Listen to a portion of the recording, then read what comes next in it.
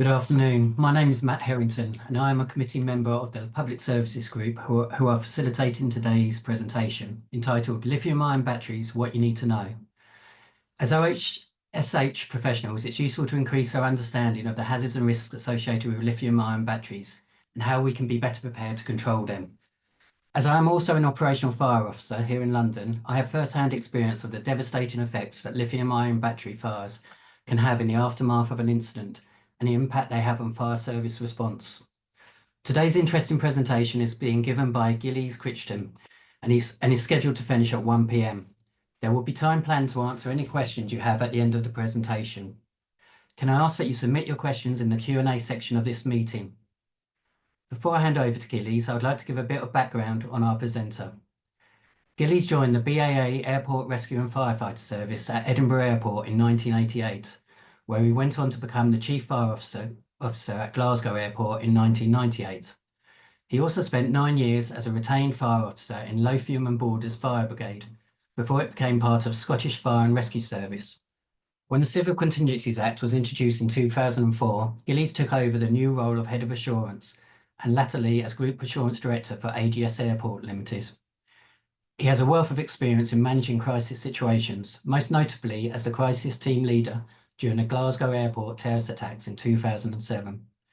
In his spare time, he is a founding director of the International Aviation Fire Protection Association, which is celebrating its Silver Jubilee this year, and he still serves as Vice Chair, and also chairs the World Aviation Fire Chiefs meeting to this day. He also chaired the West of Scotland Regional Resilience Partnership Transport Group meeting for over 12 years, where he gained support from the strategic commanders for his concerns around lithium-ion battery issues. He has a master's degree in risk, crisis and disaster management from the University of Leicester and is currently an external examiner on the risk and managing health, safety and hygiene course for Glasgow Caledonian University. He is also a guest lecturer for the Senior Airport Fire Officers course for the Singapore Aviation Academy. He was honoured by IOSH Scotland branch to be highly commended for outstanding individual and leadership at the inaugural awards ceremony in November 2023. After 36 years in the aviation industry, he decided to retire in 2024 and set up a consultancy service and is currently managing director of Resilia Offshore Limited. It now gives me great pleasure to hand over to our presenter, Gillies.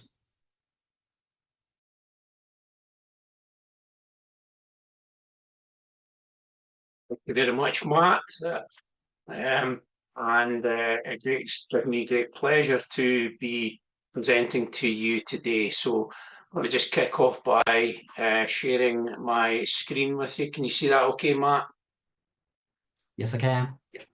Okay, great. So thank you very much. As I say, this is something that for me has been a bit of a bee in my bonnet for several years now, mainly based on the fact that we are seeing more and more EVs coming onto the roads every single day, every single year, but we don't seem to be keeping up with the same level of knowledge and understanding on what we need to do when we get incidents involving these lithium-ion batteries.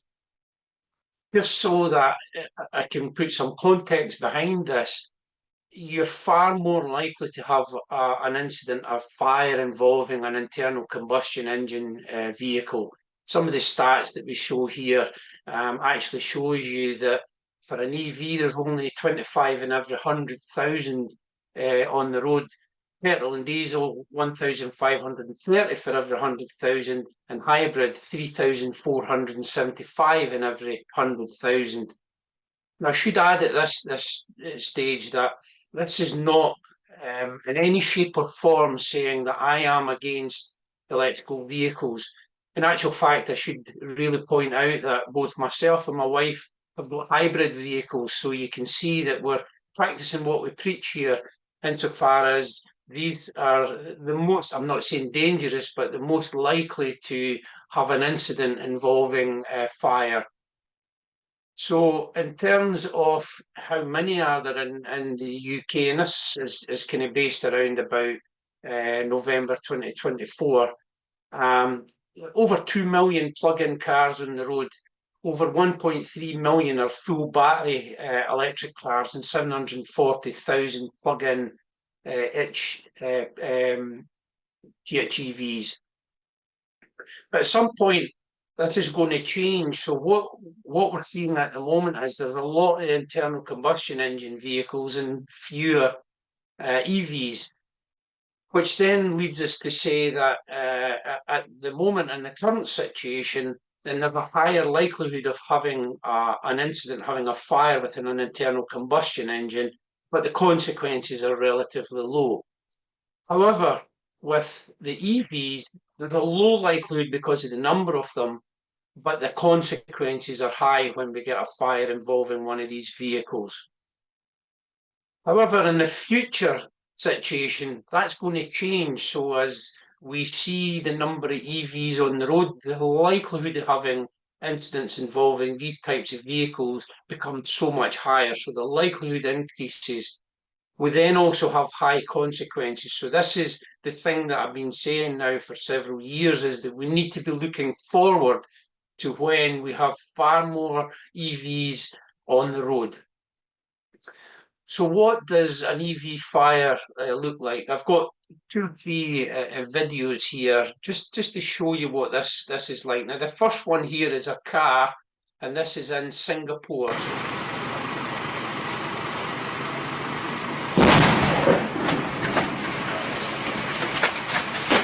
Holy shit.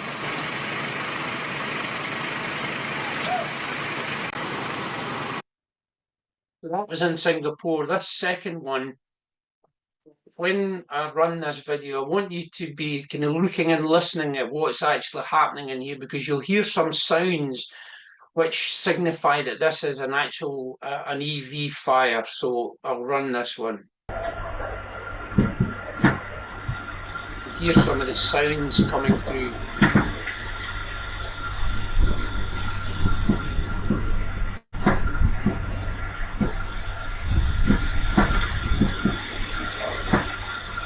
Now, you probably noticed there the hazard lights flash. This seems to be something that happens on some vehicles.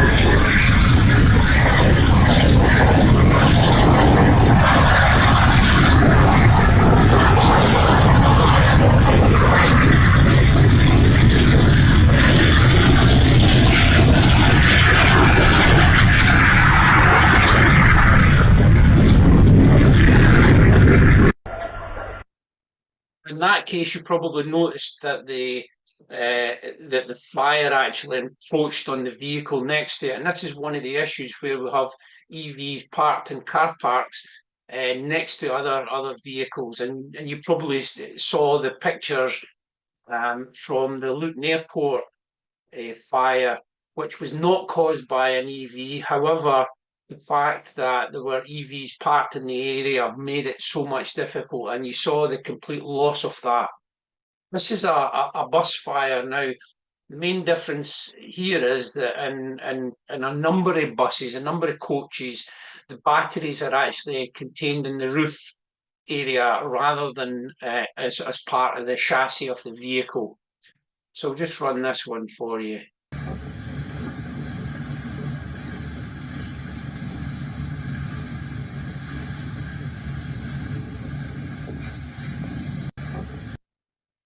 So again, you saw there massive big jets of flame coming out the sides, and in that case coming out the top as well. Now, there has been cases, quite a number of cases in the United States particularly, and quite a number of mainly underground parking areas in the United States have actually put a ban on certain EVs. So you'll see in this case here, Chevrolet Bolts are prohibited from parking in this facility. As a matter of fact, Chevrolet and the General Motors in particular, they had a recall, as did Hyundai. So August 2021, General Motors recalled all their bolts for the third time in 9 months over fire safety concerns. And Hyundai as well, nearly 80,000 vehicles recalled. So I just want to touch on the batteries themselves. Most people would think that a car or a bus, the battery is just one big, huge big battery. That's not actually the case. So I'm just showing what a battery pack looks like on a Tesla Model X. And this Model X is designed to provide 100 kilowatt hours, which gives you in the region between 200 and 300 miles in your vehicle. So that's actually made up of modules, and again, in this case, in a Model X, the 5 modules make up the battery pack, and each one of these modules contains cells, and there are 8,256 cells within these modules which make up the battery pack. So if we're looking at this from like a Six Sigma view, then what we actually see is there's 8,256,000 individual potential faulty products. So it just takes one faulty cell, one faulty battery to cause the fire to become an extended incident.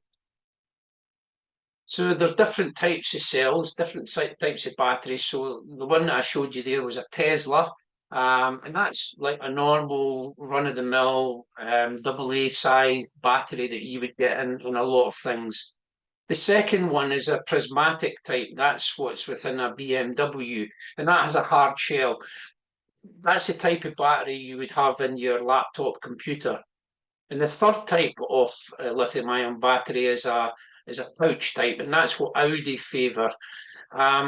And what you would get in some slim electronics, this has got a soft shell, so it can be moulded into the electronics, so that can actually fit into smaller spaces. So that's basically the 3 different types of batteries.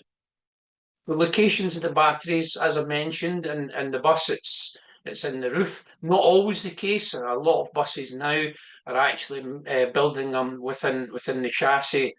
As you saw in the video that I showed you slightly earlier there, when you get in the roof area there and the people are inside the bus, then it becomes far more difficult. When you see it becomes like a Roman candle where the flames come out the side and burning lithium comes down the sides as well. So that makes it a bit more difficult. So a lot of buses now are having a change from the batteries being in the roof area to being in the chassis.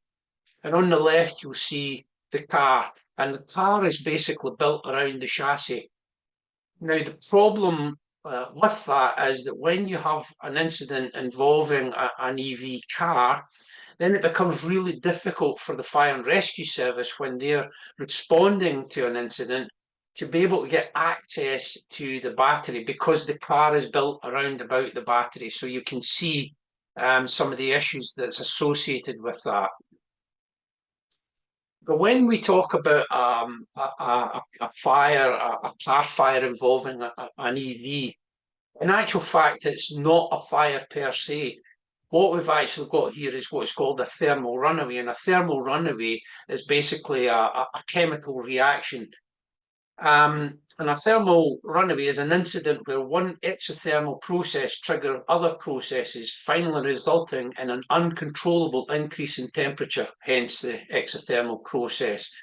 This can also result in the destruction of the battery or, in severe cases, also in a fire. So basically what we see is when you see an EV, we'll call it an EV fire, what's happening is this thermal runaway. When you get the flames coming from the thermal runaway, then it sets fire to the rest of the car, and hence the reason why we can say it's a car fire, but it is an actual thermal runaway. I'll cover that very shortly. So what causes a thermal runaway? Well, there's various things can happen. For example, short circuits, both external short circuits or internal short circuits within the battery. It can be down to overcharging the battery. It can be over discharging the battery. It can be mechanical damage, or it can be external heating. Now, in terms of mechanical damage, what we're actually seeing is a lot of like e-bikes and e-scooters. People just lay them down, throw them down. So they're actually becoming quite a bit of damage that we're seeing in these, and we're seeing far more e-scooters and e-bikes actually going into thermal runaway. The other one's external heating as well. So I don't know if anybody's ever noticed that when your mobile phone, for example, when that's working hard, if you're doing a particular playing a game or something like that, and it's using up quite a bit of memory, then you can actually feel your mobile phone heating up in your hand.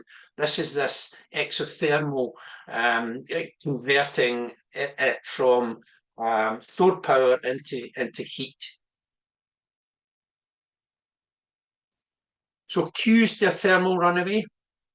Now, you possibly noticed, especially in the car fire that we saw in China, it starts off with a dark vapor cloud. Now, I hasten to add, it is not smoke, it is a vapor cloud, and it's a dark vapor cloud. And this is gases escaping from the battery, not smoke. It starts off with a dark vapor cloud, and then it goes to a light or a lighter vapor cloud. So that's a cue to tell you this could very well be a lithium-ion battery fire. We heard popping noises, and that's similar to gunshots, and we heard that in quite a profound way in that video that I showed you. We can hear whistling sounds, we can hear hissing sounds, and that's basically the gases escaping from the battery, and that's how we get this whistling. And also, as you saw, the jet-like flames under the vehicle if it's a car, or on top of the vehicle if it's a bus. And these can be up to 6 meters from the vehicle. So anything else that's in close proximity to this vehicle stands every chance of becoming involved and going on fire as well. And again, you saw the truck parked next to the vehicle in China, and that truck went on fire as well. So some of the temperatures that we see for a thermal runaway. Normal working temperature would be 23 degrees to 40 degrees. That would be a normal. That means that you can operate them in countries in which they see quite a bit of the sunshine. From 55 to 60 degrees, that's the sort of maximum operating temperature. Beyond that, it's starting to get into a kind of difficult layer, because when we get to 80 degrees, the solid electrolyte interface starts to break down. The cell temperatures then start to increase, and between 100 and 120 degrees, the electrolyte starts to break down, and then it starts to produce these gases. Then we're looking into the areas where we're starting to get into a thermal runaway. We can see the dark cloud followed by the lighter coloured vapor cloud as well. The separator then starts to melt, and electrolytes short circuit. Then you start to get this exothermic reaction where we're now starting to get build up quite a bit of heat. When we're in the area 130, 150, the cathode starts to break down, and it starts to generate oxygen. The main concern around this is we now no longer have the ability, if we look at the triangle of fire, one of the things that we saw is remove the oxygen so that the fire would extinguish. This is now creating its own oxygen. So this fire can go unabated as long as there's anything to burn, basically. So where we've got our electrolytes, they can then burn. It's creating its own oxygen. Melting point of lithium, excuse me, 180 degrees, starts spreading to adjacent cells. So as I say, it starts off with one AA sized battery. That goes to the next cell, to the next cell, to the next cell, the next cell. We then have a self-sustaining thermal runaway that you're not going to be able to stop. So danger of the gases produced. Lithium, when mixed with water, produces hydrogen and also lithium hydroxide. So now we've got hydrogen, which is highly flammable. We've got oxygen, which again will help to maintain combustion. So you've got hydrogen and you've got oxygen, you've got lithium hydroxide. Hydrogen, as I say, that will intensify the fire, hence the reason why we're seeing these big jet-like flames coming out the side of the vehicle. But if this lithium electrolyte escapes from the cell and mixes with moisture or water, now bearing in mind the fire and rescue service is coming along to put water onto the fire to try to extinguish the fire, then we can get hydrofluoric acid. Not in every case, because we're actually diluting quite a lot of the electrolyte. So if we do get hydrofluoric acid, then the chances are it'll be well diluted down. But hydrofluoric acid is extremely dangerous to humans, as you know. Any firefighters in the area should be wearing full PPE with breathing apparatus sets as well. I've just highlighted a few examples of some of the gases that are actually produced here. The thing to note, though, is that some of them are heavier than air and some of them are lighter than air. The majority of them are colourless. Most of them are toxic. Most of them are corrosive as well. The two that I want to really focus on, though, are hydrogen fluoride and hydrogen chloride. Reason being, one of them is lighter than air and the other is heavier than air. So again, when you've got an incident involving a battery, a lithium-ion battery, and it goes into this thermal runaway, then these are some of the things that can actually start to cause us some concern. And if we then look at the two of them at the exposure guidelines, what we're actually looking at when we look at hydrogen fluoride, which is lighter in air, if we're in the area for 10 minutes at 170 parts per million, then that's a lethal dose. On the other hand, hydrogen chloride for 10 minutes at 620 parts per million. But when you then start to come further along into kind of an hour and then up to kind of 4 hours, we start to see that the lethal dose becomes very much similar between the hydrogen fluoride and the hydrogen chloride. We then get some of these nasties actually going into the plume. The plume then starts to either stay put or it starts to dissipate. What we find is that we have this thing called atmospheric stability, and that's very important in assessing how the trajectory of the plume is going to be. So if we have atmospheric instability and rapid vertical mixing, then it's going to rapidly disperse. So if we have quite a strong wind in the area or a through draft coming, then it's going to disperse fairly quickly. If we have a stable plume, then the plume is actually going to persist there for quite a bit of time. So the weather can actually play quite a large impact on how this incident is going to play out. Fire officer's decision, though, when we call out the fire and rescue service, then there's basically two things we can do. We can try to extinguish the fire, or we can try to let it burn out and ensure that nothing else in the adjacent area is going to catch fire. If the fire officer's decision is to extinguish the fire, let's just say it's in a multi-storey car park and there's several hundred cars round about it, or if it's in a city centre area, then the decision might very well be we're going to extinguish the fire. But first and foremost, the fire officer's decision's got to be, have we done a risk assessment? We need to assess the risk of undertaking firefighting in this area. So what's the hazard? Where's the smoke plume going? If it's in a city centre and it's a fairly stable smoke plume, the smoke's not going anywhere, then we need to be able to deal with that. How do we extinguish it? The only real thing that the Fire and Rescue Service have at hand is water. We don't have really anything else that we can use to extinguish the fire. How much media have we got? If we just take a kind of rule of thumb, one line of hose from a fire appliance gives about 450 litres a minute. So that produces 27,000 litres of water an hour.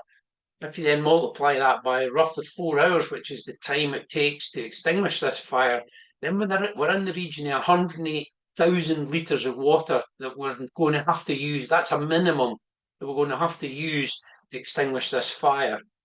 Again, if we look at one fire appliance, one pumping appliance carries 1,800 litres, but we're going to need 108, 110,000 litres.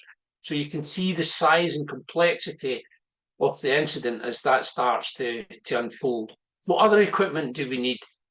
And how do we manage the firefighting runoff? So we've got over 100,000 litres of potentially contaminated water, contaminated with hydrofluoric acid, hydrochloric acid, and all other sorts of nasty chemicals contained within it.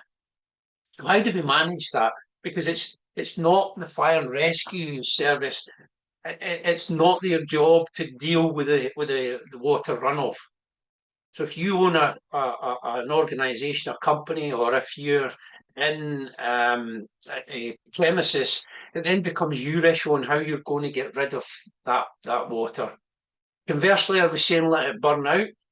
And this is, if you look at Tesla's handbook, Tesla say you're best just to let this kind of burn itself out. However, as I said earlier, can it affect other buildings? Can it affect other areas? How long is it going to take to burn itself out? And we're roughly 4 hours plus. And the issue then also becomes, will it reignite? Because once the temperature gets back up around 180 degrees, this thing will just reignite. So what we're now looking at is actually having a simultaneous incident. We're having a fire and we'll have to have a hazmat incident as well because of the types of chemicals in there. So big decisions have got to be made by the fire and rescue service. There's not a lot of research and development actually gone into this, and this is one of the areas in which I've been really, really vocal for about 2 or 3 years, saying we need to be doing something about it. We need to give the rescue and firefighting service the tools to be able to deal with this, because we've seen that the likelihood of this type of incident is going to go up. The more EVs we have on the road, the more likely we are to have these kind of incidents. So we have to be able to deal with these incidents.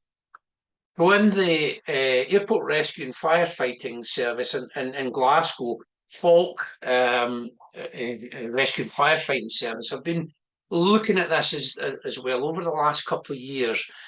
And what you see in the top left-hand picture here, the fire appliances that we have at airports are substantially larger than the size that you would normally see in a local authority.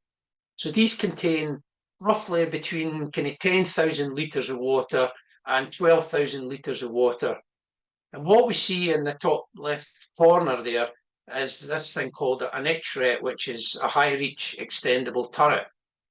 So this reaches out and is putting water out onto the top of the vehicle, as you see, and that can be anything between 4,500 litres a minute up to 6,000 litres a minute. So as opposed to the 450 litres a minute that we can get from a local authority pump. We also have 2 bumper monitors, so we see that the battery location is in the bottom. So if we can put water underneath the vehicle, then we're trying to contain the fire as best we can. Top right is what's called a tactical suppression system. And basically it's like a tube that you can see with nozzles on the tube. We plug a fire hose into the end of it, and then you see the bottom left. The firefighters are actually pushing that underneath the vehicle, because what we're trying to do is cool the vehicle. If we can cool the battery to under 180 degrees Celsius, then we stand a chance of being able to extinguish it a lot easier. Some of the other bits that are shown here are thermal imaging camera and an emergency plug as well. The extinguisher you see in the middle is a lithium battery extinguisher. However, they're not large enough to be able to deal with a car fire. So handy if you have a mobile phone, a computer, something like that, then they'll extinguish that without any difficulty. We also look at, in terms of what we see here as a car fire blanket. Now, these have got to be put on with rescue and firefighting service, because you have to be wearing breathing apparatus and you have to be protected as you go in there. So we put the fire blanket over the top, we pull it down underneath our unit that I showed you, the tactical tool, and then we use a thermal imaging camera to be able to keep a check on the temperature underneath. The one good thing about this is that it's now stopping the fire spreading to any adjacent premises or any other vehicles. So we're now looking at some tactics and techniques that we can physically use to limit the damage that's causing. Some other countries, so in the top left is Denmark, and on the right is Belgium. So what they have is these units that the rescue and firefighting service come along, and they actually winch there's a winch on the front of these units. They winch the car inside. They then fill the inside of them like a big skip. They fill them with water to extinguish the fire, and then they close the top. They can then keep it in there for 24, 48 hours, 72 hours, however long they need to ensure that it is extinguished. They can then put that onto the back of a recovery vehicle, and then they take that away to a scrap yard. So key health and safety actions. First and foremost, I would say one of the big things is that we need to ensure that the fire service are informed that the fire involves a suspected electric or hybrid vehicle. Because if we're looking at this as a hazmat incident as well, then the fire and rescue service need to be able to mobilise additional appliances to be able to deal with this much larger. So the quicker they know that this is an electrical vehicle, then the easier that would become. Try and keep staff, the public, out of the smoke, very important, and out of the vapour cloud. Emergency responders wearing full PPE. Try, if we can, to get a 25-metre cordon if we possibly can. It's a chain reaction, so if we can move anything, if it's safe to move anything out of the way, then we should try to do so. It's going to be a protracted incident, so it's likely to be in the area kind of 4 hours plus. You should be planning for the removal of the damaged vehicles, not fire services vehicles. So you need to be able to look to how you're going to remove the damaged vehicle to a safe place. Where can you move it to? Because a lot of scrap yards won't take that. In Scotland, we believe there's only one scrap yard that's saying, yes, we'll take a damaged EV. Make sure that the access for the emergency services is clear. Consider evacuation. Try to keep people inside the building if it's at all possible, because they're far safer inside the building than if they go outside and they're in close proximity to the plume. Consider if there's children, usually young adults, you know, if you go to a shopping centre, then they might say, no, I'll just sit here on my mobile phone rather than coming into the shops with their parents. So if the parents are inside the shop in a shopping centre and the teenagers inside the vehicle, and you have a fire inside the car park, then that leads to all sorts of problems with parents being split from their children. First responders using the Jessup principles and the methane report as soon as possible. And again, considering this fire water runoff, which may be contaminated. So what did we do? As I said, 3-4 years I've had a bee in my bonnet about this. Now I chair the Transport Functional Group for the West of Scotland Regional Resilience Partnership. So as part of the transport group, we looked at this and said, we need to start looking at doing something about this. Now, the fire service were looking at how to deal with the fire, and my concern was nobody was looking at the consequences of this type of fire.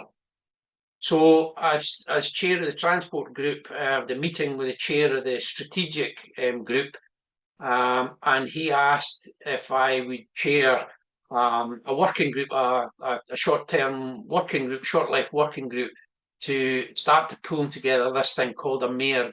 Now, the MERG just stands for a multi-agency incident response guide. It's not a full emergency plan, but it's a more concise 2 or 3 pages so that we can get a good starter for 10. And we looked at this so that it was dealing with the consequence side, as I say, fire and rescue service, of dealing with the extinguishing the fire. We also looked at it in terms of not just vehicles, but battery energy storage systems as well, commonly known as BESS sites. So that this was a one-size-fits-all, any type of lithium-ion battery fire, we were able to deal with this. Also from this, we established, and again, this is in Scotland, Scottish Fire and Rescue, Scottish Ambulance Service, and Police Scotland. We're now looking at this, dealing with any kind of battery fire as being a hazmat incident as well. This was then signed off by at the strategic meeting, and I'll talk about that in a couple of minutes. What's the contents here? Really, we're looking at what's the risks, what's the key safety actions, accessing sites, as I said, is very important. Evacuation or invacuation or use of methane, first responders, blue lights agencies, and category 2 responders as well. How we go about setting up cordons, traffic management, rendezvous points, etc., etc., etc. But we also cover vehicle recovery and media liaison as well. Some of the things that we identified is keeping staff and members of the public safe. So FFP3 face masks for staff, and we said not all agencies carry them. So fire service do, ambulance service do, police did. So we were able to start really putting a lot of detail into there. How do we know it's an EV fire? There's some clues, but they're not always there. Usually, if it's a complete electric vehicle, there's a green stripe on the registration plate. Normally, there's not exhaust tailpipes. Normally, there's not fuel filler caps. But every one of these things is also prevalent if you have a plug-in hybrid vehicle. Sharing the knowledge with other areas and countries, as I mentioned, I go to Singapore to the Aviation Academy quite a lot, and we've shared it there as well. The MERG was used twice. The week after we had it signed off by the strategic meeting, there was a fire in a battery recycling plant in Kilwinning in Ayrshire in Scotland on the 9th of April, and it was used to good effect. And then similarly, we had another fire on the 23rd of June, 2024 at Enva. Now, I just want to show you this. Now look at this guy standing, wanting to get this elusive picture. You see him in the right up at the front.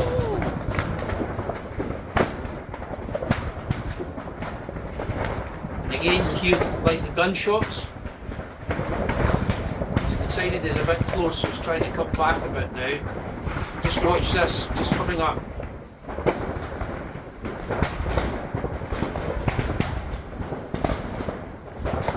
Shooting off like a Roman candle.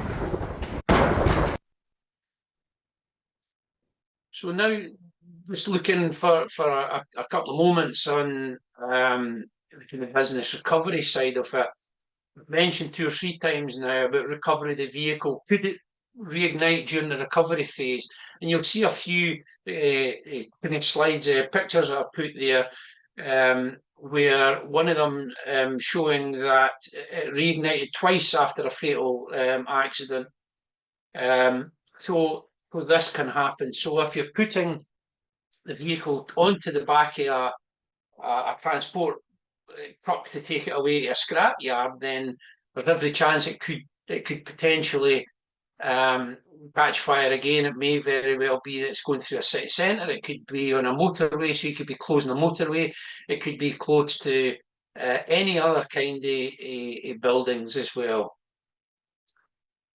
Other hazards, so e-bikes I mentioned earlier on, e-bikes and e-scooters, we're seeing more and more. And Matt mentioned that he's been, and particularly in London, that we've seen this. So London Fire Brigade are reporting that they're being turned out to one every couple of days, and that we're actually finding that they're actually we're getting fatalities as a result of this. So you'll see a couple there, e-bike likely cause of Cambridge fire that killed mother and children, and then the one above, I lost my whole family, an e-bike explosion. These things are happening, and they're happening. And a lot of cases, e-bikes, the guys that are they do food deliveries, they don't want their e-bike stolen, so they take them inside and they recharge them in their bedrooms. That'll rip through a bedroom in 10 to 20 seconds, and it's fully involved in fire. You may have seen this one, but I just want to show you what this looks like with the scooter in a bedroom.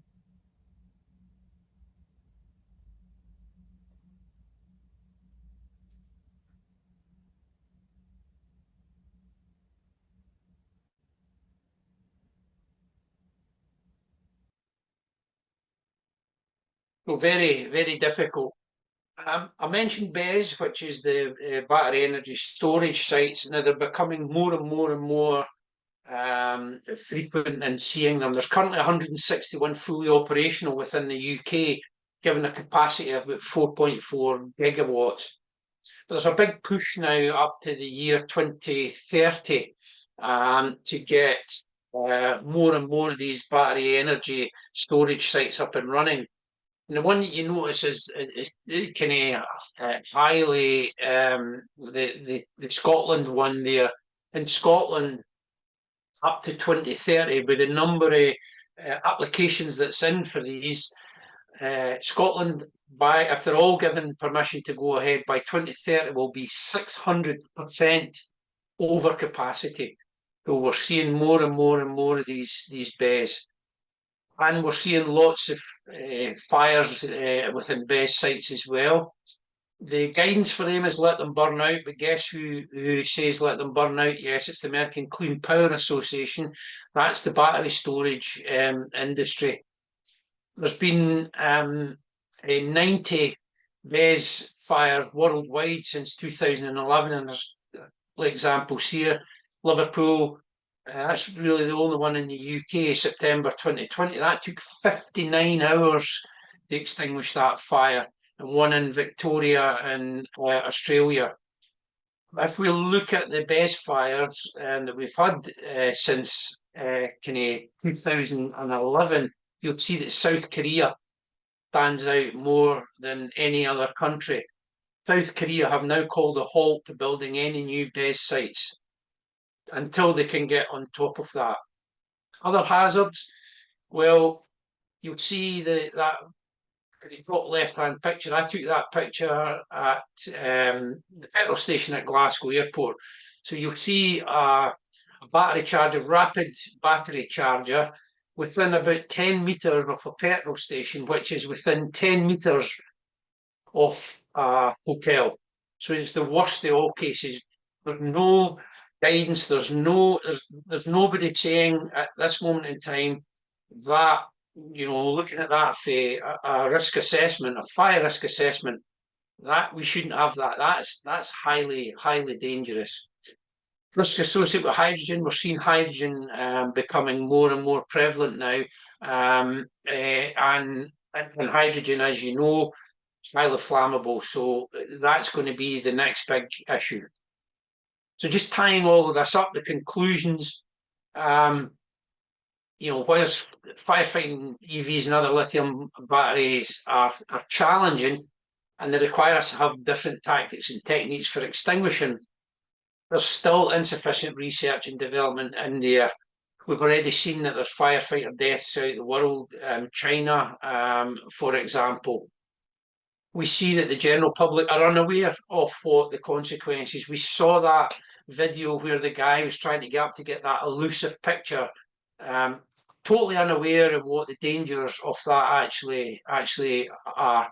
Some manufacturers are arguing it's better just to let the fire burn out, but we can't in every case just let the fire burn out if it's in the middle of a city centre or if it's in a car park. The greatest challenge, though, as I see it, is consequence management. What do we do after the fact? Removing the EV and getting back to business as usual. The other kind of highlight areas could second-hand and potentially faulty batteries be the next big thing for organised crime gangs. So we'll take your batteries off you. We've seen it with tyres on quite a number of occasions. We'll take them off you, and then they just become disposed of anywhere, which puts a massive hazard. The picture on the right-hand side was the latest, which was Airbusan A321 aircraft, which happened last Tuesday. 176 passengers on board, ready to push back and take off.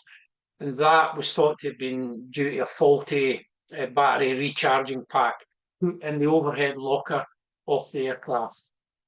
So that concludes my presentation, and I will now hand back to Matt. Excellent.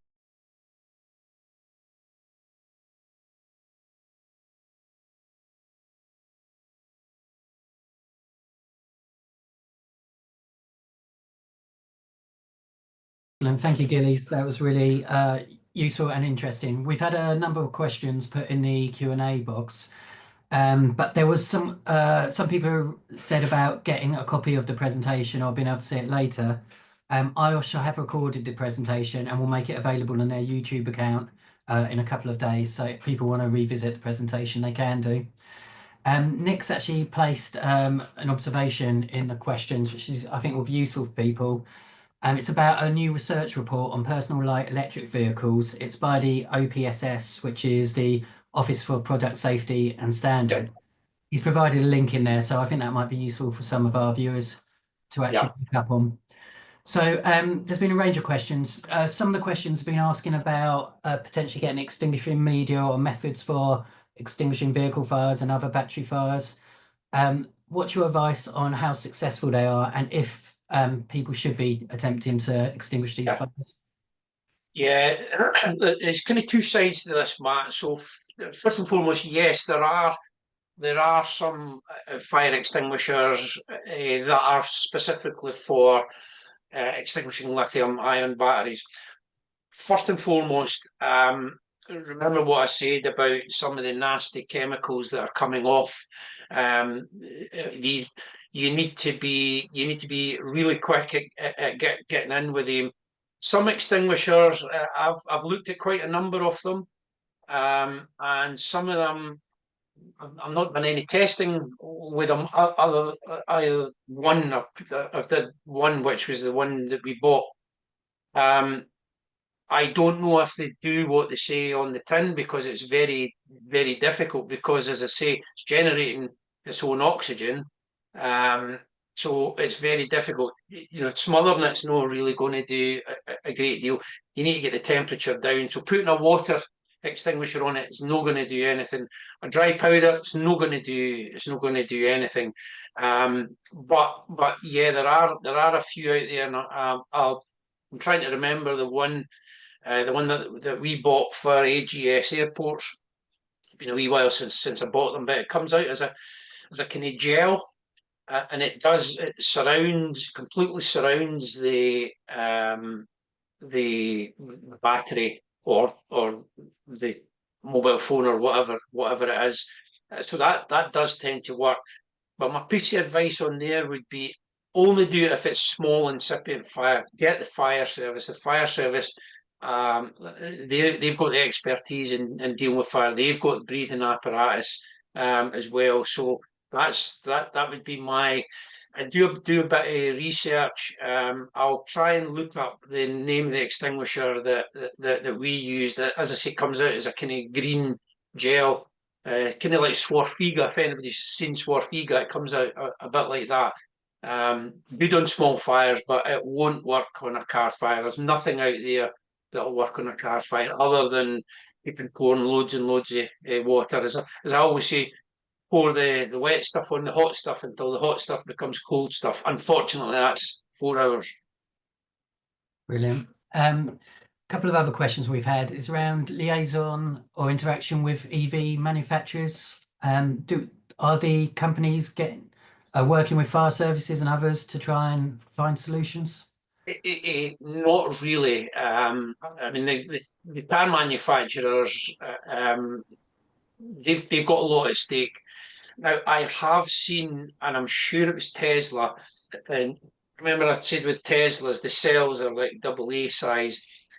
I'm sure I've seen, if not, I should really look at kind of getting some kind of business up and running to do this. But the batteries, like the bottom falls out of the unit, and the batteries fall out individual. So if the batteries are all individual and they scatter, then you're not going to get the same chain reaction between cell because the cells are so close together.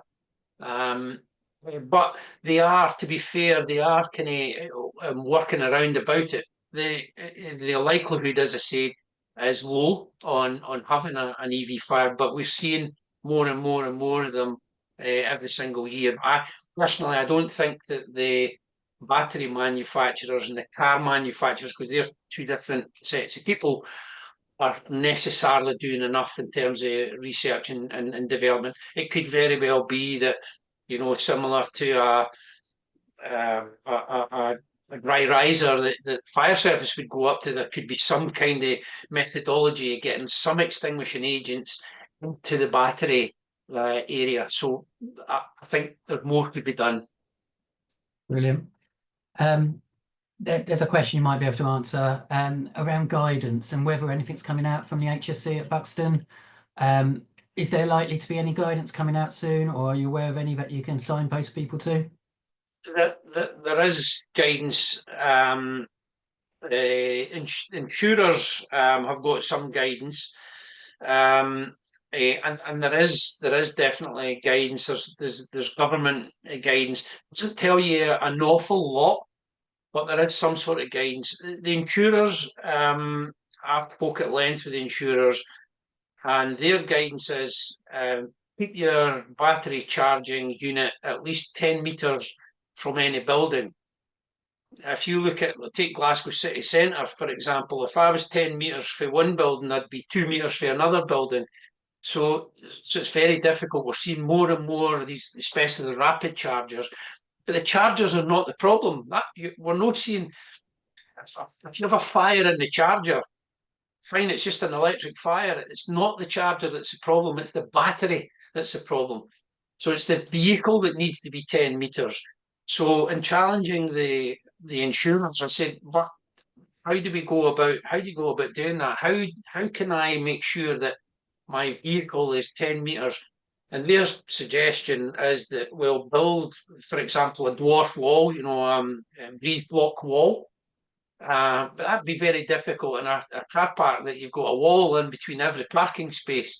So it's very difficult. The guidance, there is guidance, but it's few and far between. But there's government guidance on it.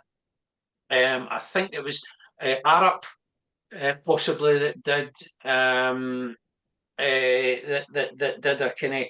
I'm sure it was for the government did a kind of research paper on that, which is quite useful as well.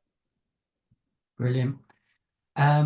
We've had some other questions around gas monitoring and gas sensing technology. Would you recommend that for finding the early signs of maybe an electric vehicle fire?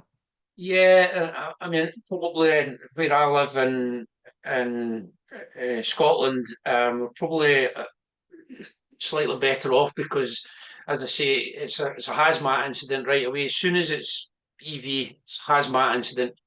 Scottish Fire and Rescue, they'll come with their DIM vehicle, which carries all the gas monitoring equipment as well. The two incidents I showed you at the battery recycling plants, they came along with the air monitoring equipment there, and very quickly were able to say to people in the near vicinity, go inside, shut all your doors and windows, and we'll notify you when it's safe to come out, because there was quite a large plume in both cases and lasted a couple of days.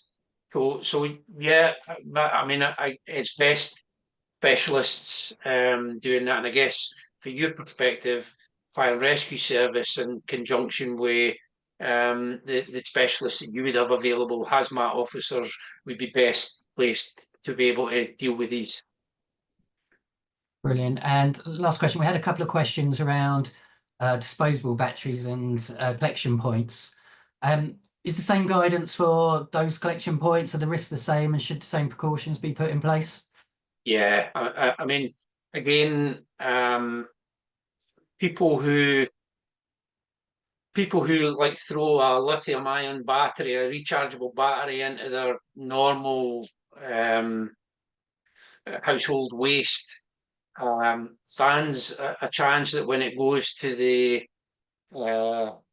recycling centre or the council dump, basically stands a higher chance of becoming an issue there. There's a fire in Perth, which closed the main M90 motorway just a couple of weeks ago, and that was what they reckon the cause was, that it was discarded batteries. So if they go into the waste stream, then you do stand a higher chance. They need to be disposed of properly. And again, I don't think that they necessarily have all the levels of expertise. We've seen two fires in Ayrshire that we had. It was the kind of battery recycling. If they can't get it right, then what chance do the rest of us have? Brilliant. Okay, unfortunately, we've now come to the end of our allocated time. I'd just like to take the time and the opportunity to thank Gillies for an interesting, thought-provoking presentation. I think everyone who watched this will also take on your passionate concerns around the challenges presented by these lithium-ion batteries.